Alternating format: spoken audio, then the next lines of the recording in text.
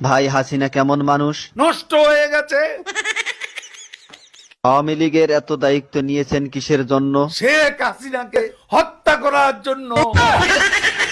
তাহলে তো আপনার ক্ষমতা থাকবে না। আর রাজনীতি করব না।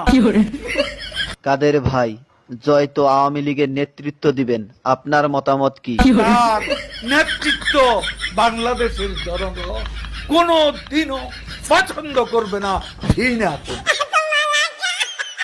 কাদের ভাই, এ কথা শোনার পর হাসিনা তো আপনাকে ঢাকায় থাকতে দিবে না। ঢাকা শহর শেখ হাসিনার কি বাপের সম্পত্তি?